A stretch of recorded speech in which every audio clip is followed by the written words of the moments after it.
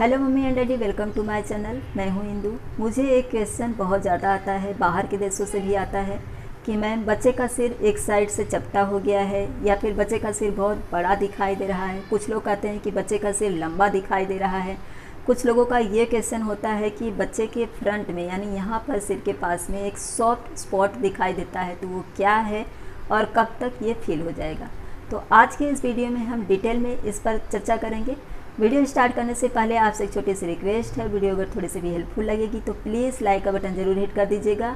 और अगर आप पहली बार मेरा चैनल देख रही हैं, अभी तक आपने सब्सक्राइब नहीं किया है, तो नीचे का जो लाल बटन है उसे दबाकर आप मेरे नेचर्स गिफ्ट यूट्यूब चैनल को सब्सक्राइब कर लीजिए। और इसके बगल में जो बेल आइकन है इसे हिट करना मत भूलिएगा, इससे मेरे वीडियोज़ के सारे नोटिफिकेशन आपको मिलते रहेंगे। और अगर पहले से ही आपने मेरे चैनल को सब्सक्राइब करके रखा है तो उसके लिए आपका बहुत बहुत धन्यवाद।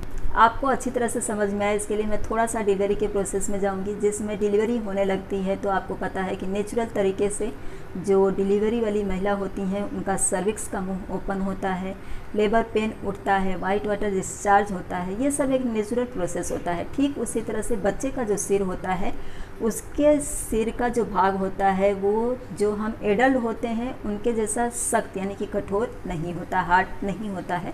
वो एकदम सॉफ्ट होता है, जो 7 हड्डियों से मिलकर के बना हुआ होता है।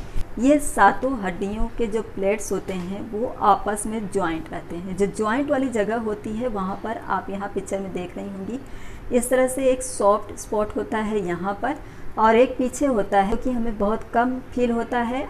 और साइंस के अनुसार ऐसा जो सॉफ्ट स्पॉट होता है वो 4 होता है, लेकिन फील हमें सिर्फ आगे का होता है। जो पीछे का होता है वो हमें उतना पता नहीं चलता। 2 इस तरफ और इस तरफ होता है वो भी बिल्कुल पता नहीं चलता है। डॉक्टर्स कहते हैं कि जिस समय बच्चा डिलीवर्ड होने लगता है तो ये जो बच्चे का सिर होता है वो एकदम सॉफ्ट रहता है। ये जो हड्डियों के प्लेट्स होते हैं वो आपस में पूरी तरह से जुड़े हुए नहीं रहते हैं।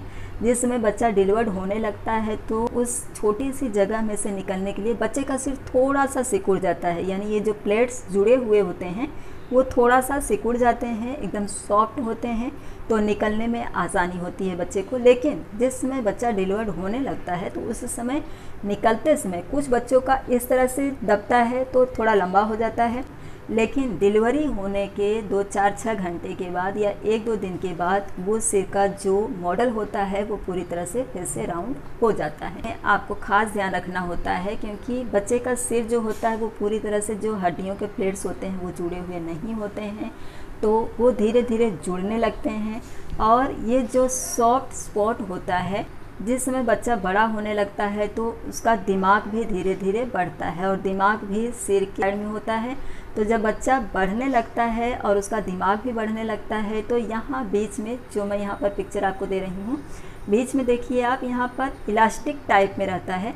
वो जो इलास्टिक होती है वो खींचने लगती है, यानी बच्चे का दिमाग बढ़ता है तो इलास्टिक खींचती है, और इलास्टिक खींचने से ये जो हड्डियों के जॉइंट होते हैं वो आपस में जुड़ जाते हैं। आपस में जुड़ जाने पर ये जो सॉफ्ट स्पॉट होता है वो पूरी तरह से फील हो जाता है। यानी जब दिमाग बढ़ने लगता है तो नेचुरल तरीके से इसमें जो इलास्टिक यानी फ्लेक्सिबल जो रहता है वो धीरे धीरे खींचता है, और खींचने की वजह से ये जो गैप रहता है बीच में, जिसे कि सॉफ्ट स्पॉट कहा जाता है, वो फील हो जाता है। यानी हड्डियाँ जुड़ गई और सॉफ्ट स्पॉट पूरी तरह से फील हो गया। तो फ्लेक्सिबल होने की वजह से ही बच्चे का सिर नॉर्मल डिलीवरी के समय आसानी से बाहर आ जाता है। लेकिन उसके बाद में आपको उसका विशेष ध्यान रखना होता है कि बच्चा एक ही साइड ज़्यादा देर तक न सोया रहे। यहाँ पर मेडिकल लाइब्रेरी से जो मुझे मिला हुआ है वो मैं आपको दिखा रही हूँ, इससे आपको समझने में आसानी होगी। बच्चा जब धीरे धीरे बड़ा होने लगता है तो उसकी जो हड्डियाँ होती हैं, उन हड्डियों के जो प्लेट्स होते हैं वो आपस में जुड़ जाते हैं और वो सख्त भी हो जाते हैं। दिमाग बढ़ता है, जो बीच में इलास्टिक होती है वो खिंचती है, तो जो गैप होता है वो भर जाता है। इसलिए आपको बिल्कुल टेंशन लेने की ज़रूरत नहीं होती है। इसे इंग्लिश में फॉन्टेनेल कहते हैं और हिंदी में कहीं कहीं तारू और तलुआ भी कहते हैं। अब इसके विषय में मैं एक जो बुजुर्गों द्वारा मत है वो आपको बता दे रही हूँ, क्योंकि इस चीज़ को मैंने महसूस किया है, इसलिए आपको बता देना बहुत ज़्यादा आवश्यक समझती हूँ कि ये जो तारू होता है, जब मदर ब्रेस्ट फीडिंग कराती हैं तो मैंने इसके ऊपर एक अलग से सेपरेट वीडियो दिया हुआ है। किसी किसी को ब्रेस्ट में ब्रेस्ट फीडिंग के दौरान बार बार गांठ हो जाती है, वो इसीलिए क्योंकि ये जो सॉफ्ट स्पॉट होता है वो कहते हैं कि ब्रेस्ट में टच नहीं होना चाहिए। अगर टच होता है तो वहाँ पर गांठ जैसा बन जाता है। अब इसके पीछे क्या लॉजिक है मुझे पता नहीं, फ़िलहाल मुझे ऐसा हुआ था। तो मेरी मदर इन लॉ ने और मेरी मदर ने बोला कि इसे रात में पानी रख दो और सुबह इसे, एक प्रोसेस उन्होंने बताया था। ये वीडियो ज़्यादा लंबा हो जाएगा इसलिए पूरा मैं नहीं बताऊंगी, सेपरेट वीडियो इस पर है तो आप चेकआउट करके उसे देख सकती हैं अगर आपको ऐसी प्रॉब्लम हो तो। फ़िलहाल बुज़ुर्गों ने ये कहा है कि ये जो सॉफ्ट स्पॉट होता है वो ब्रेस्ट को टच नहीं होना चाहिए। और ये सिर्फ हमारे हिंदुस्तान में ही नहीं, ये मुझे मेरी एक अंग्रेज़ फ्रेंड ने भी बताया था, तो मैंने ध्यान देना शुरू कर दिया और मुझे वाकई में बहुत ज़्यादा फ़ायदा हुआ। तो आप भी ज़रूर ध्यान दीजिए, क्योंकि कभी कभी बुज़ुर्ग जो कहते हैं वो सही भी होता है, कभी कभी क्या अक्सर सही होता है। तो ये सॉफ्ट स्पॉट जो होता है वो ब्रेस्ट को टच नहीं होना चाहिए। और ऐसा भी कहते हैं, और मैंने भी इस चीज़ को किया है, कि थोड़ा सा तेल, जो बच्चे के सिर पर तेल लगाते हैं उस तेल को हल्का सा ये जो सॉफ्ट स्पॉट होता है वहाँ पर रखते हैं और एकदम हल्का, ऐसा नहीं कि आप ज़ोर से ऐसे दबा दीजिए। बच्चे का सिर जब तक पूरी तरह से सख्त नहीं हो जाता है बिल्कुल वहाँ पर ताकत नहीं लगानी होती। तो हल्का हल्का वो जो सॉफ्ट स्पॉट होता है वहाँ पर तेल रख करके हल्का हल्का इस तरह से करते हैं तो 2-3 महीने के अंदर ही ये सॉफ्ट स्पॉट पूरी तरह से फील हो जाता है। वो क्यों होता है ये भी मुझे नहीं पता, पर मुझे ऐसा बताया गया था, मैंने किया था मेरे बच्चे का। वाकई में 1-2 महीने के अंदर ही वो पूरी तरह से फील हो गया था। हो सकता है कि बच्चे का दिमाग जल्दी बढ़ा हो, पूरी तरह से इलास्टिक खींची हो और उसके प्लेट्स आपस में जुड़ गए हों और ये जो गैप रहता है वो फील हो गया हो। लेकिन मेरी मदर ने जो कुछ मुझे बताया था वो मैंने फॉलो ज़रूर किया था। डॉक्टर्स इसके विषय में कहते हैं कि 5 महीने के अंदर अगर आपके बच्चे का ये फील हो जाता है तो गुड होता है, 18 महीने के अंदर ज़रूर हो जाना चाहिए। लेकिन अगर 27 महीने तक भी बच्चे का ये सॉफ्ट स्पॉट फील नहीं रहता है तो आपको डॉक्टर को ज़रूर दिखाना चाहिए। कभी कभी बच्चे जब सांस लेते हैं तो इस जगह पर हल्की सी हलचल आपको दिखाई देती है, यानी ये ऊपर नीचे होता रहता है इस तरह से जो सॉफ्ट स्पॉट रहता है। तो इसमें आपको घबराने की कोई ज़रूरत नहीं होती है।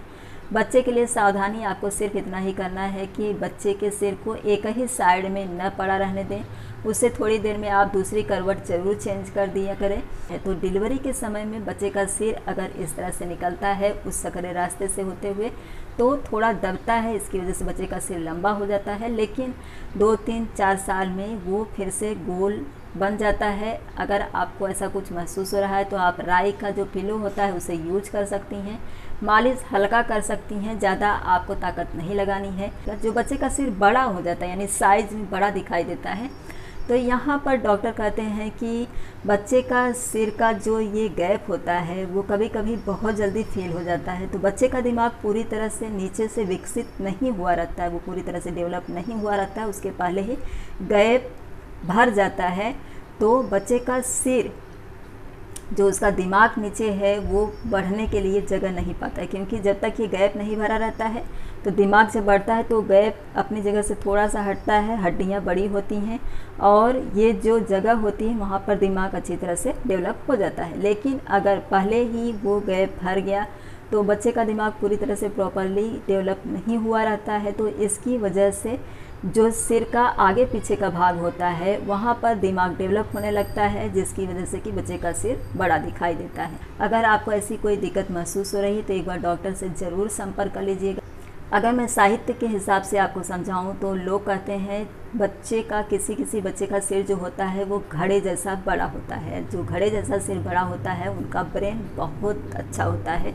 और ये बात डॉक्टर के अनुसार भी समझ में आ रही है कि जब गैप पहले ही भर जाता है, बच्चे के दिमाग को बढ़ने के लिए पूरा प्लेस नहीं मिलता है, तो इसकी वजह से दिमाग आगे पीछे ज़्यादा बढ़ता है और वो जो सिर होता है सिर का साइज़ बड़ा दिखाई देता है। और ये बात साहित्य के हिसाब से भी सही साबित हो रही है कि जिसका सिर घड़े के जैसा बड़ा होता है उनका दिमाग बहुत अच्छा होता है और ऐसे लोग लाइफ में बहुत आगे जाते हैं।